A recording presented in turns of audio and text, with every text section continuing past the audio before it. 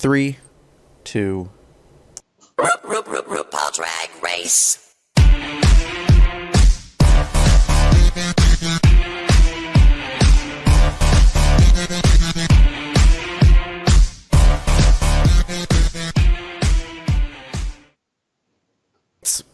Hey, kitty girls, it's Sunday, February 7th, 2021, and welcome to Cubs Out Loud Drag Race, Season 13, Episode number 6, because it's a Disco-Mentary, baby.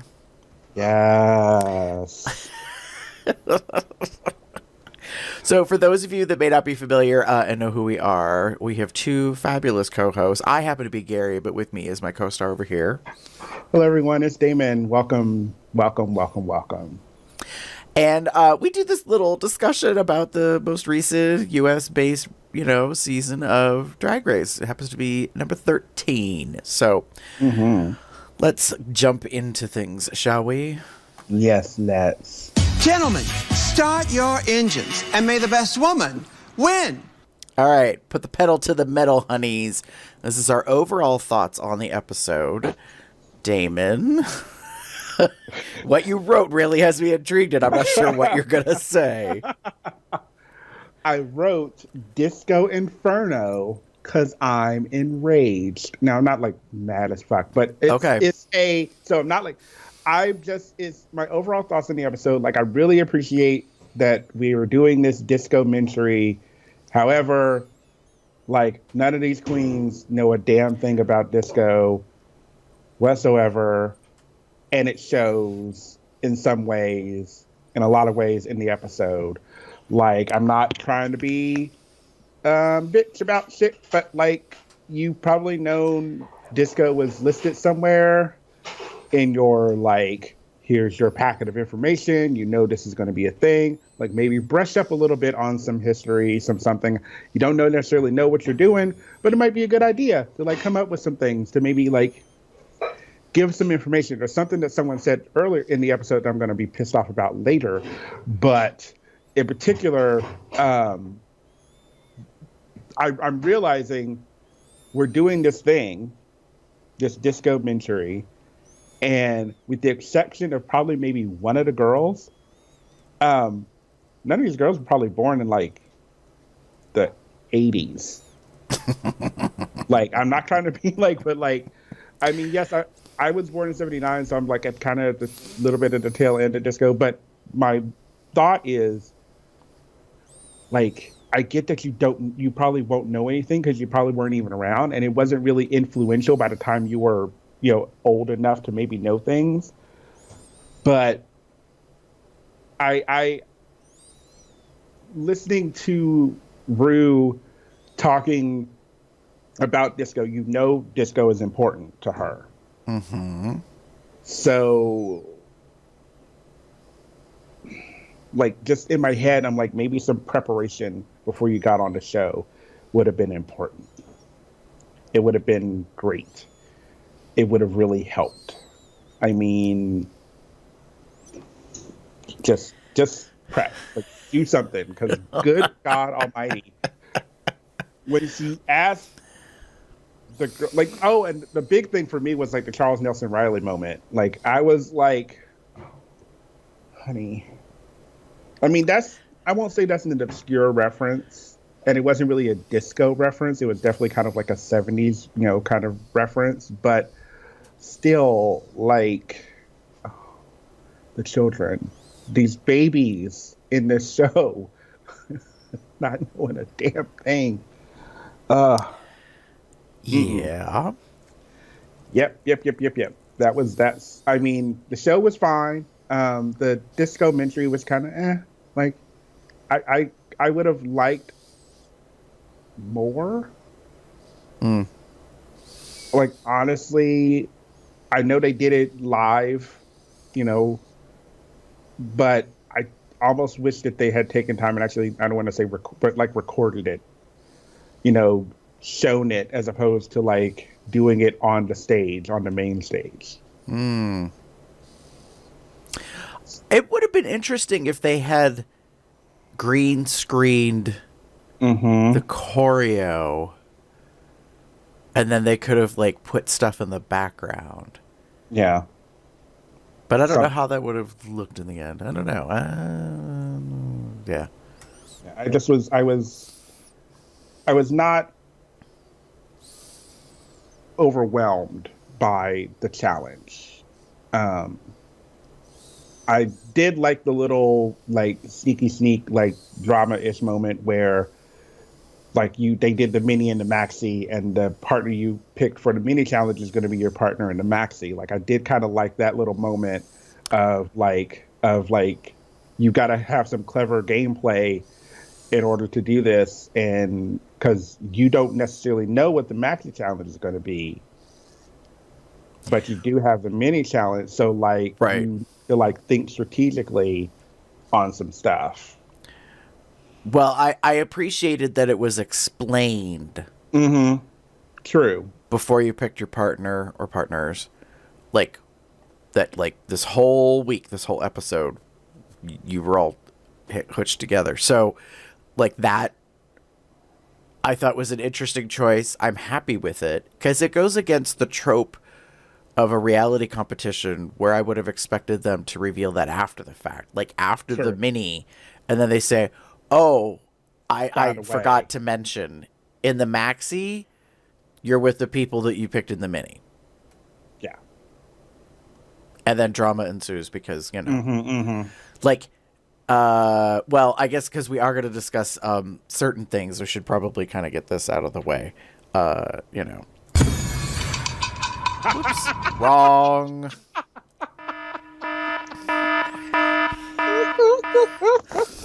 I'm okay with that. Girl. So yeah, it's definitely spoilers. Candy Muse is the only one who realizes when production makes the winners collectively have a little kiki together, a little discussion, which annoyed me slightly because I was like, these bitches aren't naturally hanging out. Like, this is produced. Like, there's seating arrangement.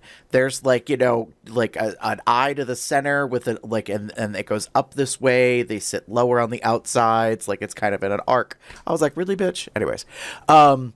So, you know, it's during this conversation that they're discussing about how it could go and what the judging will be. And that's when it gets pointed out that the trio could be judged together. And then Katie's like, well, wait. I'm a part of that. Yes, bitch, you're a part of that. You chose that. Yeah. Well, technically she didn't. She chose Tina, and then Gottmik went with her. Right. But as Tina pointed out, since they decided to be the mean girls, and I'll come back to that in a second, they hang together, you know? So they're busy doing their thing. So it's, you know, as Tina said, it was kind of obvious that the three of them were going to end up together. Whatever. So let's talk about the Mean Girls thing real quick. Okay. Did you notice Gottmik's reaction when Tina did that when they put their hands together? Yes, I did. Gottmik rolled her eyes, did not say Mean Girls, and was actually over it. Like, and I was like, oh, there's already some, like, underlying drama because Gottmik's like, bitch, I don't have time for this. Like, yeah. This is a competition. I have things to focus on, and you and your shit stirring are not part of, like, Gottmik likes being a queen. Gottmik loves being a drag queen and being shady. But shade can be fun. Do you know what I mean? Like, until it crosses a line and then it's no longer shade. Like, you know. Yeah. So I caught that the first time and I caught it the second time. I was like, I see that. When they said Mean Girls, I rolled my eyes too, because like you're putting something on that I don't know if you want to keep on. Well, my immediate thought was, like, which one is Lindsay Lohan and which one's going to start walking around going, is butter a carb? Like, where are you going to take this? Seriously? I'm like, this isn't as natural as the Heathers and the Boogers. Yeah. Like, And even then, it wasn't done in a mean bullying spirit per se. Like, they made fun of themselves, only the edit came across differently. Since then, years have gone by, and Raja and them are like, they've all kind of talked about it, and they're like, whatever the hell, Delta. She was like, eh. They were like, we meant nothing by it. Everybody calm the fuck down. Like, yeah. So yeah, that whole little Mean Girls moment, I picked up at the first time, and I was like, oh, Gottmik was like, and I'm out.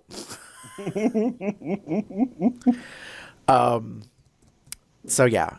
So for this episode, I said her historical lessons for the children, which is kind of similar to what you're talking about. Mm-hmm. I actually appreciated this as like the main focus of the whole episode was basically like, hey, let's talk about a former moment in the U.S. specifically of pop culture, of the music that was tied into everything and what it meant. And I'm hoping that some people did get some education out of it, because yes, Rue is a huge disco fanatic. Back when they used to do the podcast, he had said to Michelle, one of his ideas, one of his dreams was to open a discotheque in LA. He's like, I just want to open a discotheque. He's like, why can't you go down on your lunch break and shake your groove thing to some good music for a good half hour, 45 minutes, and then go back to work? He's like, how would everybody feel? Everyone would probably feel fantastic. He's like, because you went to go, shake and whatever, and he's a huge proponent and loves to dance. And hence, when DJing at events, specifically DragCon the past couple of years, there is a lot of flavor to the beat in the songs and the selections that are made. So, like, I wasn't surprised conceptually that this is what they decided on. And I'm sure as a production company, World of Wonder, and that we're like, well, if there's anything that you want to press that is her button,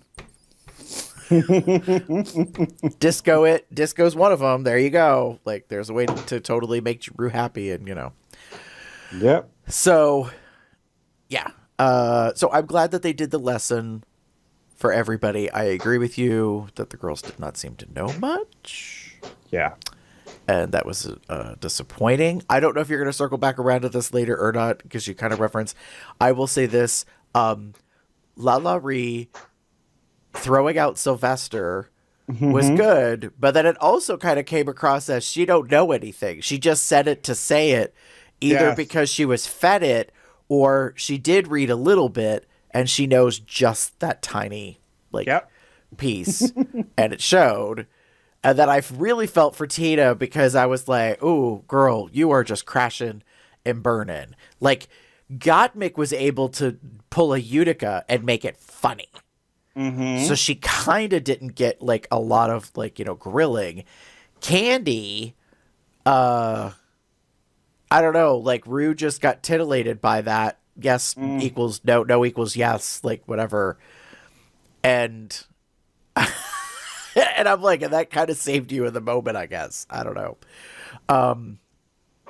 Yeah. So overall, I like this particular episode. Did I put it down? Yeah, I'll save that for later. No, I mean, there was just,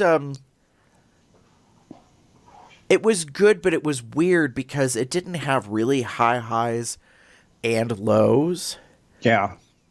It kind of felt more like kind of a, ooh, you know what I mean? And there's nothing wrong with that, but it makes it that much more difficult to like have big things to draw out of the episode on. Yeah. Do you know what I mean? There's it's hard to draw. Like, that was sort of my, like, I was thinking about, like, what are my overall thoughts of this episode? I was like, especially hate to say it, considering what happened last episode, especially in Untucked. Like, this episode was it wasn't great. It wasn't like, wow, there wasn't anything like amazing to me that came out of it. Well, that's not necessarily true. There's a couple things that I really enjoyed. In particular, I will admit it, because I'll say it now. I was a big fan of Olivia this episode, for sure. Agreed. We learned a little bit about her story, that apparently she was a much larger child growing up and had to turn that around or else, life was in danger, and she did, and her mother and her did. And I don't know the full story, and I don't know, like, because I'll admit it, in the workroom, Olivia wears a lot of bigger clothes. Like a big, like, sweatshirt, some jeans. We're not getting, like, the stupid fucking booty shorts that we get from Candy, but we're getting, like, bigger items. And I've seen, like, thanks YouTube for, there's like the whole, like, traded a season thing. There's a video out there on YouTube about, like, what they look like out of drag. And it's a bunch of pictures and images of them on their Instagrams or whatever, of them out of drag. And Olivia's, I don't know how old the picture is, but Olivia's kind of, like, like, there's a picture with her with, like, kind of like this beard growing in and everything else. I'm like, okay, all right. Okay, Olivia. But again, I don't know. I don't know how long ago that picture was taken. Right. I do know when she does do drag, she tends to do a very kind of pear-ish shape. Like her bottom is kind of a little, the hips are a little wider or whatever. So I don't know if that has anything to do with just that's the figure she has chosen, or if there is a bit of weight on her bottom. I'm just, I don't know. Right. And it's hard to tell in what she wears out of drag, when he's in the workroom and what have you, that I can't really say. But I'm not hating it. I'm just appreciating the story a lot. I'm really appreciating the story. Right. Yeah. So. Yeah, it's interesting. It helps color in things a little bit more. I think it helps explain why Olivia is so soft-spoken. Like soft in vocal, like projection, but also soft in tone. So yeah, it was really interesting to see that little bit of things. I agree with you that Olivia really kind of like was a standout this week. Yes. So yeah. Okay. You ready to go on to the next category? Sure thing. All right. Cover girl, put the bass in your walk.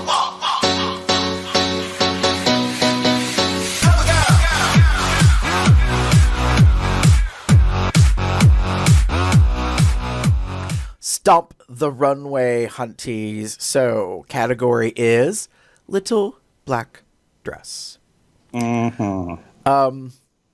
I know this never happens, but sometimes I wish Rue would wear something that goes with the theme.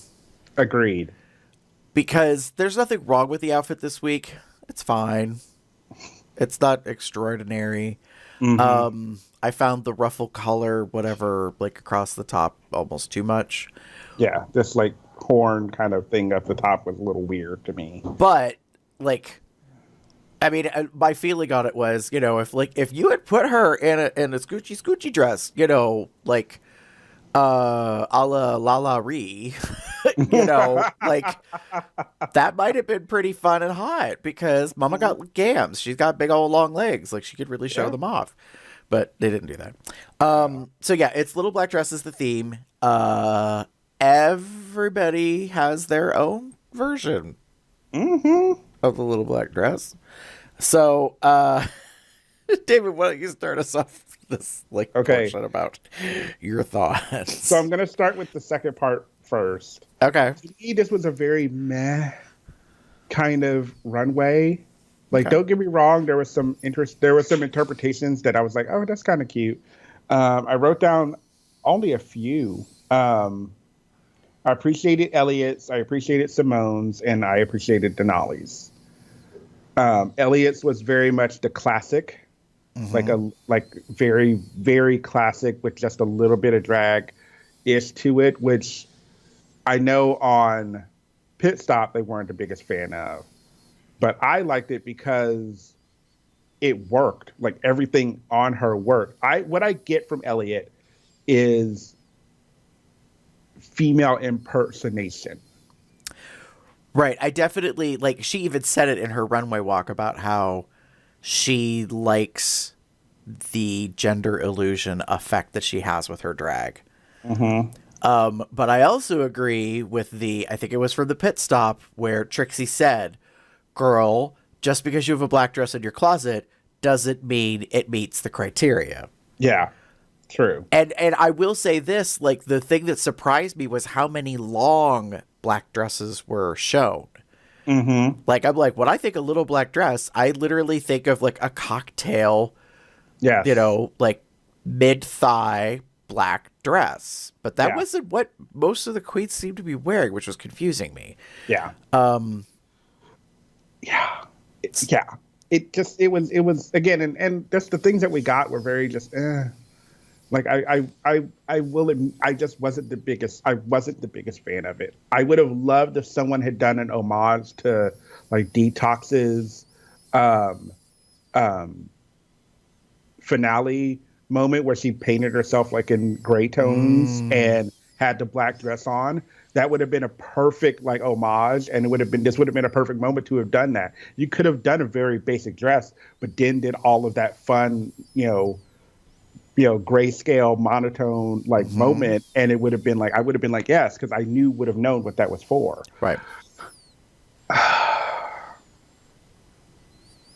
Now to my second point, and I even wrote it down when I saw it. Tina, please stop. Just stop. I get it. I understand. Apparently your colors are flame, are red and yellow and orange. I get it. I understand it. I have seen enough of it that I am now done with it. And unfortunately, I feel like that's going to not. I know it's not going to stop, but I wish she would stop. This was an opportunity to, again, kind of like with your Tin Man look, step away from your branding or whatever you want to fucking call it. Colors aren't branding, by the way. And done something. And done. Yeah, you could have done something different. Honestly, if you had done a black dress with a red hair, like a long, like down on the side kind of, I don't want to go into the glam thing, but that's kind of what I'm feeling. If you had done like that silhouette that you had on, which it wasn't fitting really well, first of all, and the reveal like is forgettable. There's that. But if you had done something a little bit more like, I would have been fine with the red hair if you had kept everything else black and maybe did a red pump, something along those lines, or maybe a black pump with a red accent, something to just kind of pull it together. I'm fine with a little color, but when you say little black dress, I want to see a little black dress.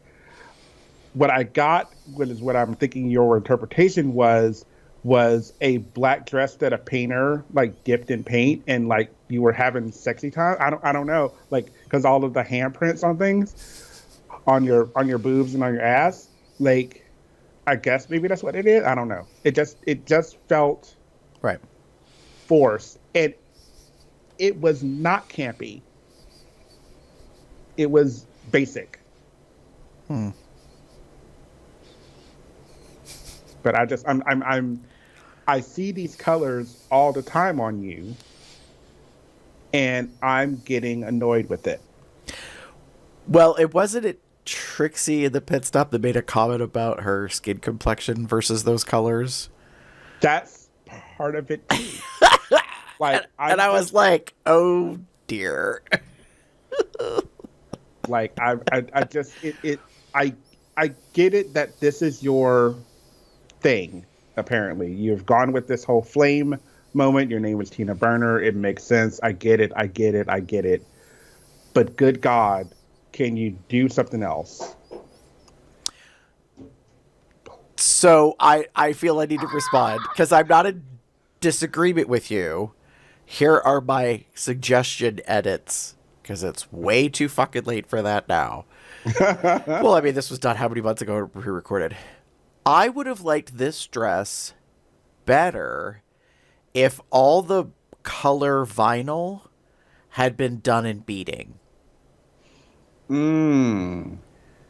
So, like, the flames at the bottom of the dress was actually done in beading, red, then orange, then yellow, to look like flames. Okay. Do you know what I mean? The hands, you probably could have still done, I don't know. Like, I just, like, that's the thing for me is, like, you know, you're really, you're forcing the camp down our throat. And girl, you didn't get my consent. So I'm not down for this. That's what it comes down to. Yeah. Which we'll circle back around to something else I'm going to say later on, baby. Actually, no, I guess I'll say it now because I changed my thing. I just realized I changed my eye roll, so I guess I'll talk about it now. Utica is another one who I think is, she does not have my consent for what she's doing. Yeah. And that sounds really harsh, but, like, I didn't get what she did on the runway either. And then when she explained it, I didn't care. Well, there's that. It fell into place, and I was like, oh, I get it. But it wasn't the runway so much as it was the numbers performance when she's dancing and stuff. I agree that with Rue's thing, like, she's always doing something. Like, she's always trying to make it comedy. She's always trying to make it, like, pratfall, like, something. Yeah. And it's not necessary. And that's kind of been the criticism now a little bit, is, like, if she would just walk the runway in a dress without making it all goofy, you know, and I think that's the thing, is I think she needs to rein in what she's putting out there. And I kind of feel the same way with Tina. Like, more often than not, I really like what Utica brings to the stage versus Tina, because I feel like Tina is constantly, like, forcing it. And it's kind of like I feel like Tina is kind of like, ha ha, look at what I can do. And I'm like, that's fair. Stay away from me, clown. You know, like, I'm not down for this. Like, I didn't, even though I paid admission to get into the circus, that doesn't mean you get to be in my face. And then, like, Utica, on the other hand, is similar, but she's more like a mime. Do you know what I mean? So, like, she's more tolerable, but it's still like, no, I didn't ask you. Yeah. You know? No. Like, I honestly think if he had done, like, Utica, if he had done the walk like normal and did like an like, he was kind of going Audrey Hepburn, and I was getting that a little bit, or Catherine Hepburn, one or the other. Anyway, you know what I mean. Right. She having this moment, and she was coming down the runway. If she had just stayed kind of in that, like, bubble, and then popped out that fucking big thing of lipstick that was her purse, I'm assuming. Right. And then did the lip thing, and then I would have loved it. The gold, like, thing aside, like, that's that you know, I don't necessarily understand it. Or if you had done, because again, the problem is the way she kind of moved and walked, it became distracting. So when she hit the front of the runway, if I'm remembering correctly, she then kind of did this with her earring, which was her way of indicating, hey, I'm wearing my earring. But instead of doing this, if she had done this and then done this with the hook on her head, that might have given it what it needed to kind of make it make sense. Not saying I would have loved it, but I'm just saying, like, oh, your earring. I understand that now. but she kind of went over the top with it. And I No, agree I with know. you, kind of like the mime moments. Like she is very body like interpretive, and it's good in some ways, but not so much. I want to say not so much on the runway. Yeah. Yeah. We need a little bit of grace, just a smidge. I agree. What about you? So I wrote Gottmik, the literal representation. True. Had Valentina not done the Madonna thing, I think this would have had that level of impact. Because she turned the corner and I was like, holy shit. I was like, she naked. Well, mostly. And I thought it was done really, really well. I wasn't ready for it. I didn't get the impression this was what was going to come out, but No. when it was done, I was like, okay, case closed. Like, can we recess for lunch? Like, I mean, what else are you going to say at that moment? Like, if I was any of the other queens, I would have been like, fuck my drag. You know, like you look over and you're kind of like, great. So now she has a body and she can show it off. And she's got a little merkin that happens to look like a little black dress. Like Jiminy Christmas. I love the curtsy at the front of the runway. That was funny. Loved it. I thought that was perfect. Like, go Gottmik. I mentioned meh before, but yeah, I remember that, and that kind of did come, that stood out for me as a very like fun interpretation of what was going on. It was what I needed from all the other girls in some way, shape, or form. I needed something different. It's little black dress, but it's also drag. Agreed. So I need that like combination of things. You need to add something to it or do something different with it. Otherwise, it's just a bunch of women walking down the runway. Well, and so like, and here's just like a kind of a sidebar critique, like Elliot with 2 T's.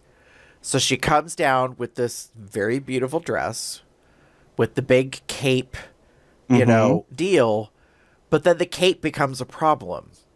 Because then she goes and she kind of, lets it fall or whatever, and then she goes and she drapes it over an arm. Girl, where are the cameras? So she does an entire walk with the cape covering up the dress. Because she, folds it over the arm, but because it's so big, like it just covers her up in a way, and you barely get to see anything but like from here up, so to speak, from the side when she walks. And I was like, switch arms. It's the least you can do. Do you know what I mean? Like you've got let the cape fall. Well, that's true. She could have just left it on the floor while she did the front of the tee. But or dragged it. Just I get it. It's a runway, and I don't.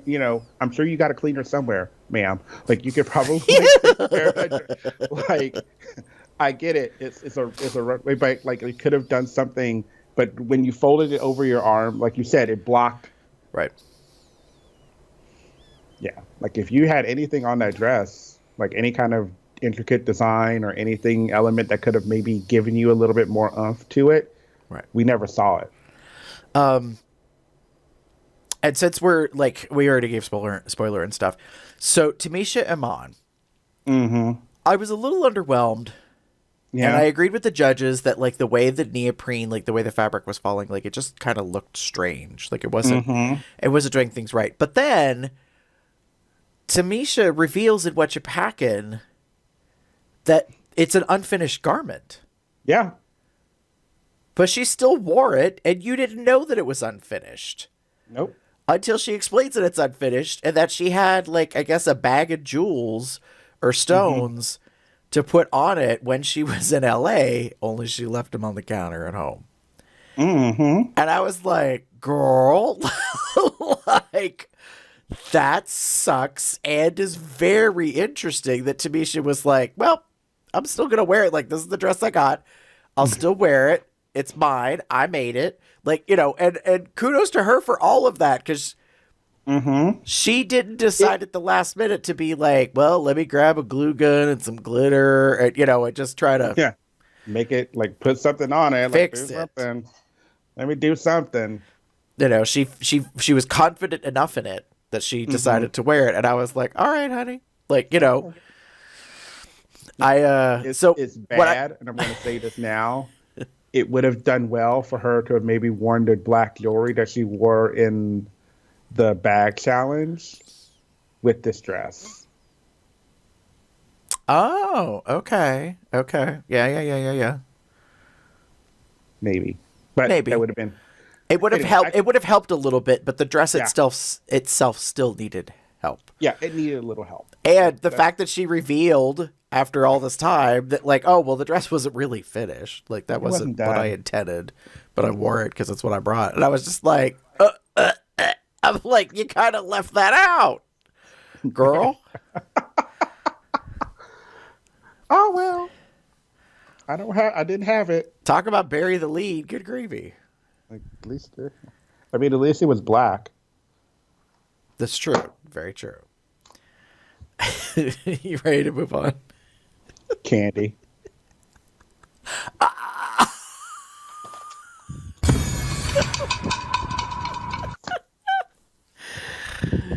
All right, next segment.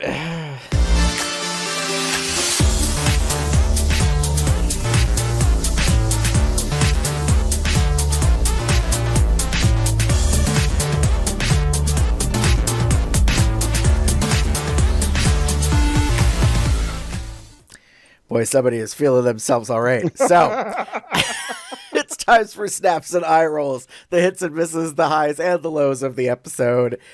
Damon, you're up first. Who are you giving snaps to? Since we've mentioned her already, I'm giving some snaps to Miss Tamisha's Grace. Again, the runway wasn't spectacular. Like, let's just call it what it is. Let's spill the tea. Like, whoop, there you go. But she worked the garment. I will give it that. The Disco-Mentary moments were okay. Like, I kind of went down the list and I wrote like little things down, and I'm glad they went second. Like, I'm just going to say this right now, that they were after the three doing the start of it, because those three were terrible. And so they were able to, Elliot and Tamisha were able to come out, and they did everything. Tamisha still was off. And I saw that. But what I'm getting at is she knew she was off, and she knew why she was off, and she knew that there wasn't really anything to do to necessarily save it. Right. Like, I'm just going to, and I appreciated the way she took the criticism from the judges. She seemed very, probably from decades of doing pageants, she has that poise that is very much there and will always be there. But she didn't seem dismissive. That's the first thing, like the big thing. Like, it wasn't like a, yeah. It was very much I'm listening to what you're saying and I'm understanding what you're saying. I'm taking it in. And it was one of those, and if I should continue on, I will put those things into motion, kind of moments. Right. And I don't know, I see you have it on here, but I'm going to mention it probably first. One of the things we find out in this episode is that apparently this whole time, Miss Tamisha has had an ostomy bag. And the minute she said that, my mind went, because then everything made sense. Right. Everything. So, I'll agree with you. So, like, part of, because I'm also giving snaps to the Tamisha Iman, because being that I am a stage 2 colon cancer survivor, and knowing that she had stage 3, and that she she went further than I did. She had chemo, she had radiation, she ended up with an ostomy. Like, when she mentioned that, I was like, what? Mm-hmm. And then everything played back in my head of everything she's done, and I was like, and it all makes sense. Yeah. Why she was, what everyone was interpreting was that it's timid, was in reality, she has limitations on body movement, where she can go, what she can do. And why she never really showed off her body in any of her outfits. And, you know, and the untucked backstage, like, confessionals. Like, I noticed something interesting. They talked to her when she's packing her stuff, and they had a whole segment where she just sat on the floor and she talked to them. She talked to the production team. And I think it was a really interesting moment, because I think that's when they found out. Like, she said she made a point of not, like, telling anybody about her medical condition and what she was dealing with, because she didn't want that to be a thing. And I was just like,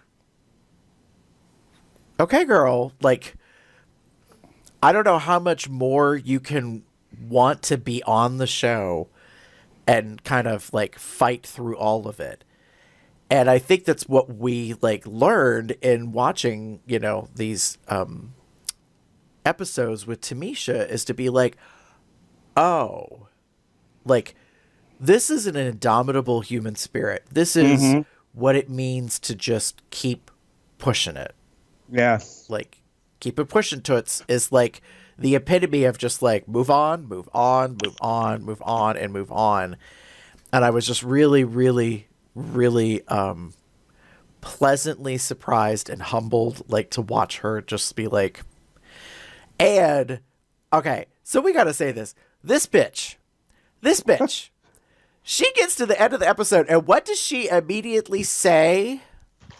All right, well, time for All Stars. I'm going to start work when I get home. I'll be ready when you call. And I was like, yes, mama. Like, she's like, this bitch. She's already ready. She's like, I know, like, I'm just gonna, like, I will be ready. I will be sitting by the phone, just waiting. How much more of a thank you could you give to everything that has happened? You're just like, right. I'm just gonna sit at home. Just gonna wait for the call. And to be fair, I think the viewing audience would like to see her come back.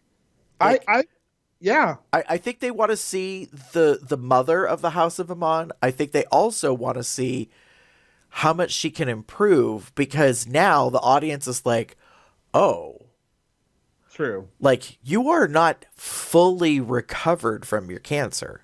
Yeah. That's a hell of a choice. Yeah. I was floored when we find this stuff out. And then kind of as we go along in the episode, because this is how it always works. You know that, right? Like, the girl that's going home, we learn a lot about him because they about to go home. Right. And it, like, just finding out, like, she's had leg issues that she can't, deal with. And she mentioned leg issues in Untucked to the girls. And I'm wondering if this is her cover. I don't know for sure. It's possible it is. It's possible it isn't. She did say, but she had mentioned before that she, had to relearn how to walk after all the chemo and stuff. So that could be true. And it could also be part of it too, but it could also be part of the cover. Like, I'm just. Right. Yeah, I will say that one of the things I noticed about her a couple of times was I was like, she has a little bit of a tubby on her. But I never thought much about it. And this is obviously before the revelation. And now I'm kind of like, oh, interesting. Like, yeah, how that comes together. And again, like, there was no, I don't want to say proof, because that's really a bad way to phrase it, but, like, there was no visual representation, like, no real anything to show or explain what Tamisha was doing and how she was handling stuff so that, you know, no one really kind of knows what happened. But to be fair, maybe the production staff, once they kind of figured things out or put pieces together or whatever, was like, we have to honor her privacy because she's choosing intentionally to not like make this a thing. Because you have to think about things that happen. They obviously all, you know, dress. I don't know, given COVID, if that was like they were always in the same room, you know, dressing. Usually they get, you know, put makeup on. And if I'm recalling correctly, Tamisha almost always wore a shirt, but I could be wrong. I know they have the the microphone pack is, I mean, that's the thing. Like I'm gonna put it like this. Whoever was putting her microphone pack on, they would have known. Because it's usually in a belt that goes around their stomach. Unless, like, the first time she went to get mic'd, she asked, you know, how should it be placed? Where should it go? And whoever helped her let her do it herself. You know, and she might have made a point of always wearing pants with a belt. Like, so she would always have a place to, like, clip the mic pack, you know, and then just run the lavalier and tape it or whatever. I don't know. You bring up a good point. I mean, it's difficult to gauge what all that means. I'd have, you know, hate to say, you know, the only way to really find out is to, like, now go back through the 6 episodes or 5 episodes beforehand. Right. And kind of look at things. Because one thing I did notice after she mentions it is then when they're in the workroom getting ready, they're showing her from here up a lot more. Not saying a lot more, but we're still getting that. But she's sitting in a chair getting ready kind of thing. So again, you might not be able to see it. You might not be able, if she's wearing a black shirt and some pants or some, you know, shorts or whatever, that she's getting ready in the makeup counter. She, you know, there's a lot of things she could do to make it so it's not as easy to determine it or to see it. Right.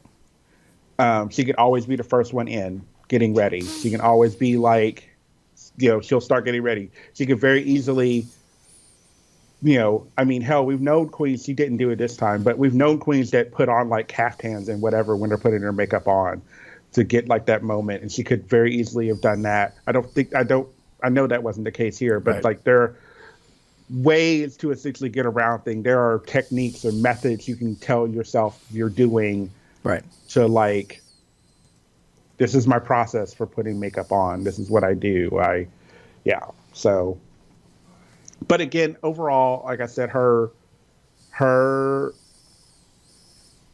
grace, it showed me why she's such a legacy. Right. And this episode kind of proved that to me. Yeah, for sure. How about you? So in addition to the Tamisha Iman for snaps, I also wanted to give snaps for actually group dance moments. I don't know when the last season was that all the cast was dancing together, and I was like, oh, they look cute. Like, mostly together in rhythm. Like, what a interesting representation.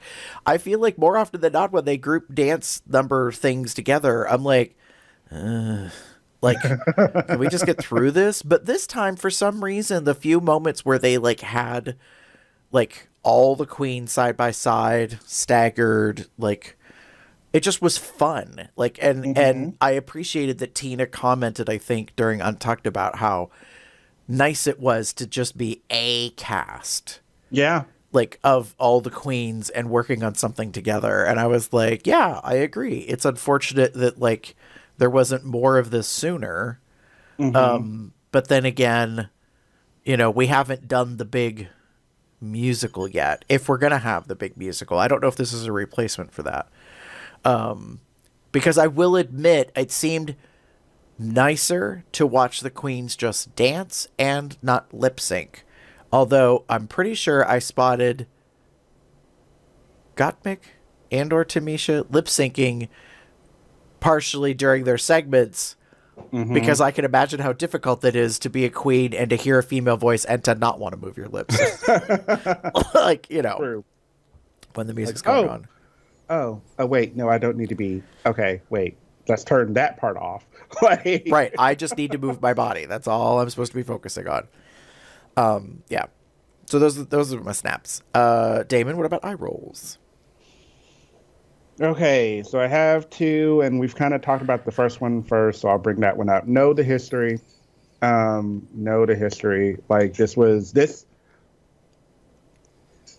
I mean, I will say this in the nicest way I know how. This is an interview in some ways, in a lot of ways, this show. You need to know the company, which is like RuPaul and World of Wonder, whatever. So we know how important disco is to RuPaul. So therefore, I would have done some research if I knew. Like, I'm going back to what we know of and what we've heard of. This had to have been mentioned somewhere that you were going to be doing something in relation to disco. So I would have done some kind of input to like get everything. Like, I think, like you said, with La La Ree in that Sylvester moment, that was probably something. But like, especially considering, again, I've said it already, that most of these girls were probably born in 96. Like, you might want to know a little bit more about what's going to happen since you weren't around to experience it. I'm just sorry. I was just busy thinking. I'm listening to you, and I'm like, I wondered about this the second time I watched the episode. I'm presuming that for this whole ensemble, like, they brought their own outfits. Yeah. So, if that's the case, Elliot with two T's had a banging outfit for the group number. Yes, Tina Burner's Bob Mackie inspired, like, all fringy, beaded, like, number was hot. I don't think she did it justice, but that's another issue. Yes. So, so I'm listening to you and I'm like, talking about how they need to know their history, but it was funny because I was like, I definitely felt that Rosé had a 70s disco-esque kind of like outfit. But then, like, Candy's criticism that she got about her jumpsuit, like, I thought was fair. Yeah. But then there was like, but that's what made me start thinking, like, didn't these girls bring these outfits? Because some of them were too custom to be off the rack adaptable. So I think that they all had to have us on their CV, like, their list of stuff to have ready for the show. I think there was a disco look, blah, blah, blah. So I don't disagree with you. Like, having a little bit of more historical reference would have been helpful to know how to handle things. The fact that Tina knew that her dress was Bob Mackie inspired, probably from that era kind of moment, that's something, probably some knowledge that she got, but more than likely she probably got it from the designer who made it for her. Yeah. Maybe. So, or she borrowed it from Kimura. Kimura's she's far too small. That's true. Because on Kimura it would have touched the floor. So anyways. Kimura would have been like, ooh. Anyway. So on that note, my second kind of eye roll moment goes to Miss Candy Muse, and I hate keep mentioning her, but during her commentary on her conversation with Miss RuPaul, she says she knows two disco queens, and she mentions Diana Ross and Donna Summer, and then she kind of, maybe she was being offhanded, I don't know, but it was enough for me to be like, what the fuck are you doing? When she kind of went, and she's dead with Donna Summer. One of them dead. I was just like, no, ma'am, no. Like, we don't No, disrespect. she better don't. We don't. But she do did. that. But she did. And I was mad. Donna Summer has been an icon she's a disco icon. She's an icon to our community.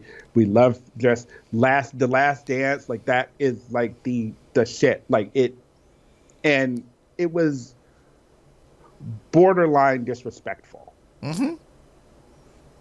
I thought so. And I just was like, I was like, ma'am, like who do you think you are? Mm-hmm. Like, how big of those cojones you have to make that kind of statement? Not knowing Gloria Gaynor was the first one to sing I Will Survive. not knowing Gloria Gaynor was the one to sing I Will Survive, as Jim commented as he walked through. That too.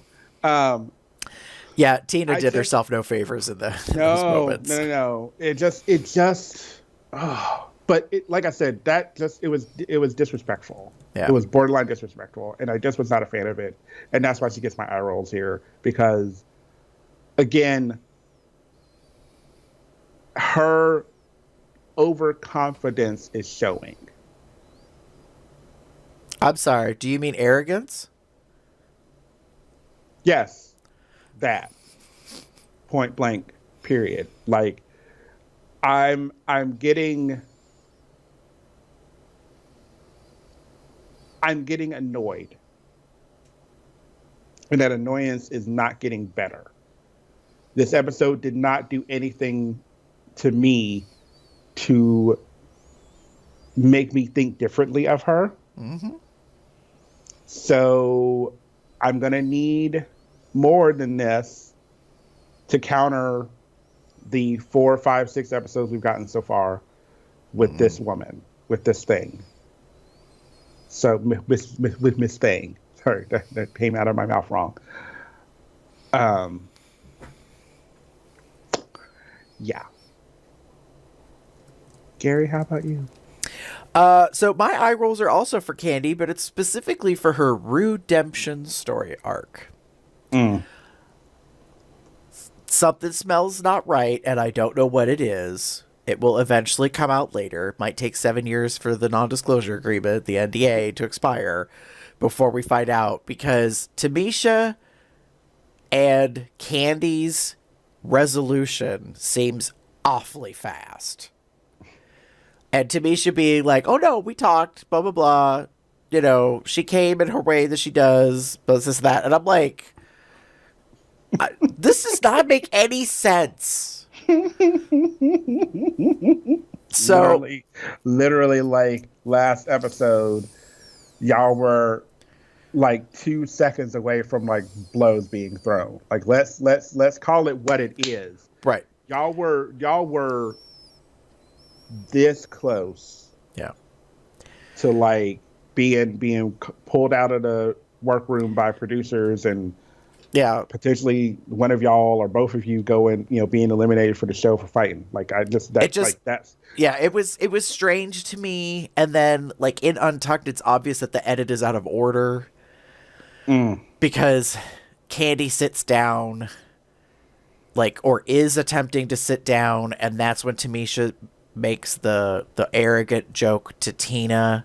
But then like she says it again, and Candy's there, and then I'm glad that Denali's like, wait, you two cool now? Like, so there's a part of me that's like, how much of this was a setup?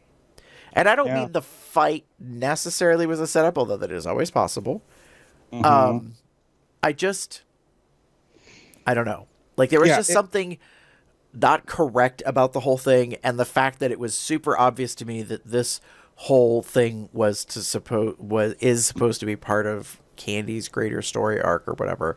My feeling on it is, if it's true that you get a lot of camera time before you're gone, then perhaps Candy will not be going much further in the season. Maybe. So yeah. How do I know how to put it. I don't believe this. That they're cool with each other? I will say I might kind of believe that a little bit. I feel we didn't see something. Right.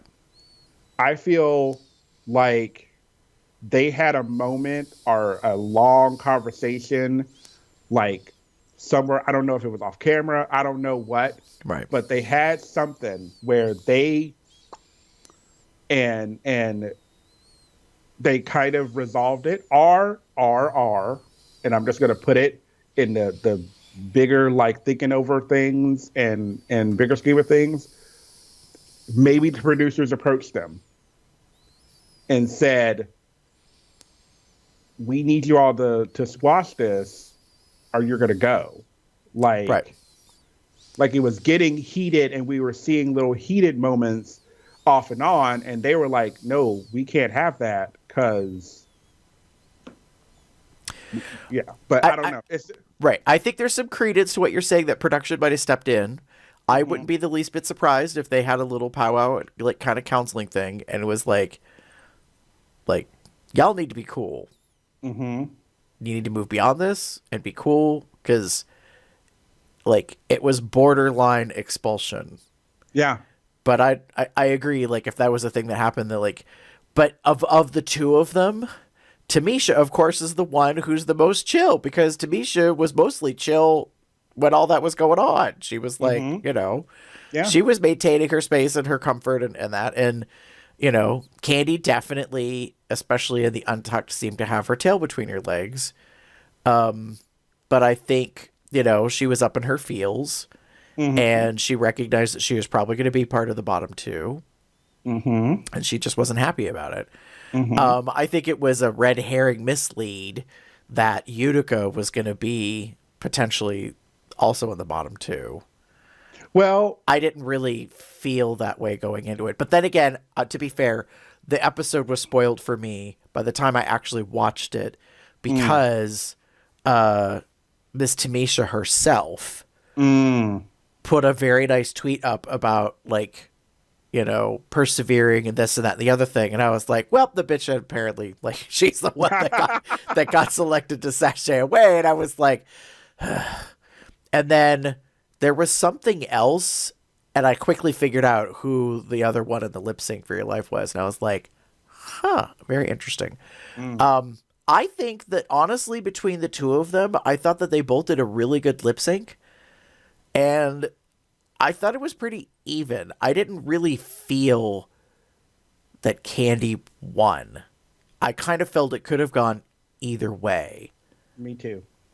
Jim asked me right afterwards, he's like, so what do you think? And I said, I don't know. Yeah. Because I didn't know. If I couldn't have bet on it. I wouldn't have been a betting man. I would have been like, I have to hear and see what happens. If I had to bet on it, I would have bet that Candy won, only because Candy is good TV. Oh, that, yeah. That was the only thing I could have said. Maybe that's, I don't know if I said that or not, but that's one of those things that, like, I think about it and I go, but like, we have this moment, and I will admit that it feels climactic, to where we had this big fucking blow up last episode between the two of them, and now we get to see them lip syncing, where we could have had that arc of, like, we hated each other's guts and now we're lip syncing against each other. I'm gonna send her ass home, like, on that kind of route. Hate to say it, that would have been much better TV than what the fuck we got here. Like, the whole, like, this whole, like, oh, we've smoothed it out and we're okay now. We understand that we have to play the game and da-da-da-da-da. Like, well, and I will say this, like, because I had figured, I already figured out who went home and who might be in the bottom two, I did not watch the show the way I normally do, which is all the way up to, like, 3 judges' critiques, and then I stop, and then I watch Untucked, and then I stop before, like, right as they go to leave the workroom, and then go back and watch the regular episode, and then finish up Untucked. Like, I ping pong back to try to make it as real time as possible, like, the flow of history. But because I kind of knew, I was like, well, what's the point? Then I was even all the more confused on why Candy was busy boo-hooing at the back of the stage and, like, having a meltdown about Tamisha leaving. And Tamisha cracked my ass up because she was like, you know, it's okay. I'll be fine. She's like, I'll see you on the road. Like she was totally. I agree with you. Nothing but grace. It was like, Yeah. you know, until we see each other again, and I was like, yep. That is like class. Yeah. And she like, and again, like okay, I made it here. I did this thing. Let's do the next thing. Let's get to All Stars. Let me do it. Like I'm ready. Like let me get ready. I'm just gonna do it. Like I'm like, right. She's not disappointed. I think this comes again from, doing pageants and not necessarily winning or anything like that. Right. It's probably that history of like, how to kind of roll with it and move on. Right. And that's where she was at. Well, and she also, I think, was very humble and grateful because she realizes that, like, she is now a Rue girl. Forever and always. And, like, if she has the potential and they offer and she agrees, she'll come back for All Stars. So she'll get another she'll get another shot. I'm hoping that she doesn't jump on it right away. Agreed.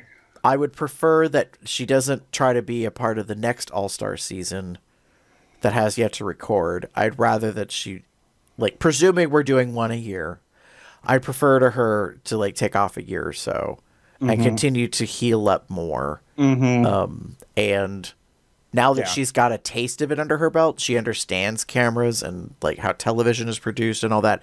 She could better, mentally, physically prepare herself. True. Because she's already got the soul and the spirit part of it down, True. So, I mean, she might have to get a little feistier on the stage itself and not in the workroom, to bring a little bit of the energy up. But yeah, so that it would be our third elimination. So these are the queens of season 13. I finally, I don't know what, 6 episodes in, got this like figured out. So as each week goes on, each queen that is eliminated ends up fading into the black and white of the background. So these are our 13 queens. We are now down to 10. So that leaves us with what? How many episodes? Potentially at least 6, if not 7. Right. So if we're going to have a top 4 for the finale, then that's one episode. 5, 6, 7, 8, 9, 10.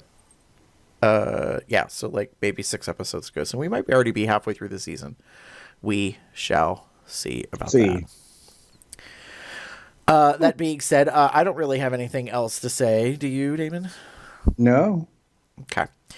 If you would like to get in touch with us, there's plenty of ways to do that. You can go to our blog, cubsoutloud.com. You can email us at cubsoutloud@gmail.com. You could leave us a message. We would love to play it on the episode if you'd like. You can call us at 361-COL-TALK. That's 361-265-8255. You're trash. Look at you imitating Colin in. First time caller, long time hater. Anyways, you can also find us online at a lot of social media outlets. Go to Instagram, Facebook, Twitter, YouTube, type in Comes Out Loud as one word. We do have a social chat on the Telegram chat system specifically for Comes Out Loud Drag Race. And the moratorium, of course, is being lifted now that we're recording the episode, and it's been roughly 48 hours, maybe a little less, since the episode aired. But if you want to join that, you can go to tinyurl.com/telegram-COLDR to join. Also, we do have an events calendar on Google. If you want to know what's going on with the regular series of Comes Out Loud, you can go to tinyurl.com/calendar-COL to see the Google calendar. If you would like to support us, there's several ways you can do that. You can go to zazzle.com/cubsoutloud and you can get yourself a lovely little item with a logo on it. I don't have my Drag Race stuff with me at the moment. I'm still wearing my shirt from earlier today with the current logo version of the regular series, but there's several items. I wear this one because it was purple. I understand. It's coordinating, darling. So we have several items on there that you'll see. And if you would like to, you can go to patreon.com/cubsoutloud For $1 a month minimum as the lowest reward level as your contribution, you get extra things, and the big thing is that you get the full episode. So you get the before and the after audio and or video feed stuff of what we do. You could, if you wanted to, you could just like give us a tip, because we love taking tips. And you can go to paypal.me/cubsoutloud and just do like a one-time financial donation if you'd like. On iTunes, you could read us, of course. 5 stars is what we would like, and leave a comment there. And you can pretty much find us anywhere that podcasts are available for subscription, and you can get COLDR as the only thing in the feed if you're interested in just that. Mr. Damon, if they were to get in touch with you, where would they find you? If you wanted to get in touch with me, which you know you want to, you can find me as TheaterCub79 on most bear-related sites or on Facebook. Or you can find me as pup_Umbra on Twitter. The Twitter is not safe for work. But it is a wonderful mix of drag stuff and porn and pup and kink and drag and porn and anime and and porn. It's a perfect representation of you as a melting pot. So yes. If you would like to get in touch with me, you can pretty much find me anywhere online as Gerber73. Specifically when it comes to all things drag, I have a Twitter account I created. It's Gerber73, DRAG.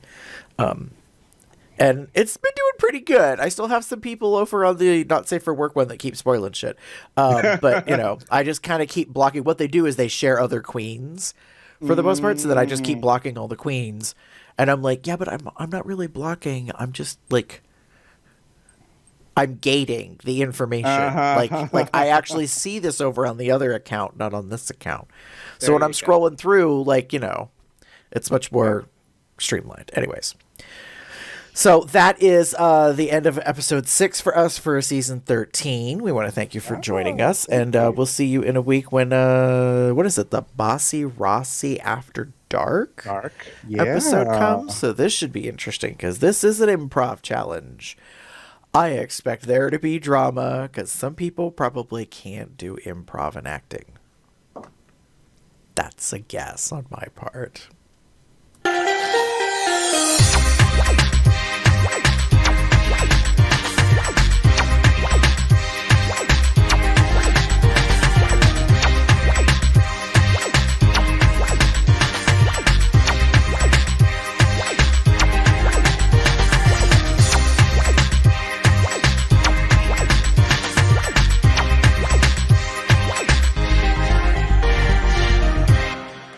Bye. Bye.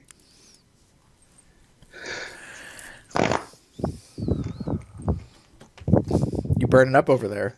I'm a little warm. I need to stop moving so much.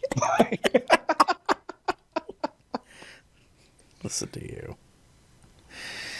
Too hot to handle. Too hot to handle.